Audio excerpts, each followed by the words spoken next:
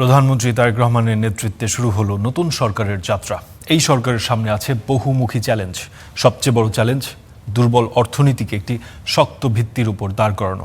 অন্তর্বর্তী সরকার অর্থনীতিকে খাদের কিনারা থেকে টেনে তুললেও শক্ত অবস্থানে রেখে যেতে পারেনি। তাই অর্থনৈতিক পুনর্গঠনকেই এই সরকারের জন্য সবচেয়ে বড় চ্যালেঞ্জ বলছেন অর্থনীতিবিদরা।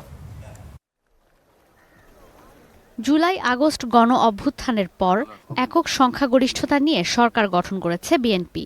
দলটির প্রধান তারেক রহমান এমন এক সময় প্রধানমন্ত্রীর দায়িত্ব নিলেন যখন দেশের অর্থনীতির স্বাস্থ্য রুগ্ন। নতুন সরকারের কাছে জনগণের সবচেয়ে বড় চাওয়া জীবনযাত্রার ব্যয় বা মূল্যস্ফীতি কমিয়ে আনা। পাশাপাশি অন্তর্বর্তী সরকারের প্রতিশ্রুত পে স্কেল বাস্তবায়ন করতে হবে। বাড়তি এই ব্যয়ের জন্য রাজস্ব আয় বাড়ানোর বিকল্প দেখছেন না বিশেষজ্ঞরা। পে স্কেল বলি আর যাই বলি, উন্নয়ন খাতের যা ব্যয় বলি বা উন্নয়ন খাতের যা ব্যয় বলি, কিছুই করা যাবে না যদি না নিজের গাঁটিতে পয়সা থাকে।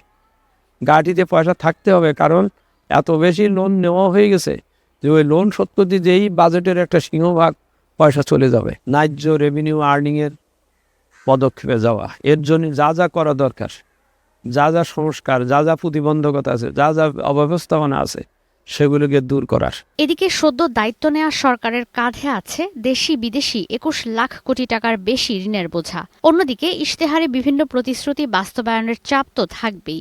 এজন্য রপ্তানি আয় বাড়ানোর পাশাপাশি নতুন সরকারকে সতর্ক হয়ে পদক্ষেপ নেওয়ার পরামর্শ অর্থনীতিবিদদের।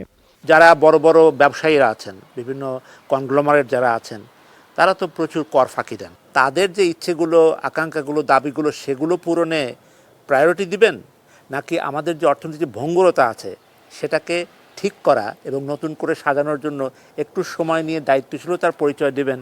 যে দুর্নীতিকে যদি তারা প্রশ্রয় দেন আগের মতোই, তাহলে যারাই ক্ষমতায় আসবেন তারা সবাই আবার নতুন করে ফাঁদে পড়বেন। রাজনৈতিক বিবেচনায় প্রকল্প না নেয়া, চলমান প্রকল্পে অনিয়ম বন্ধ ও উচ্চাভিলাষী উন্নয়ন পরিকল্পনা থেকে বিরত থাকার পরামর্শ বিশেষজ্ঞদের।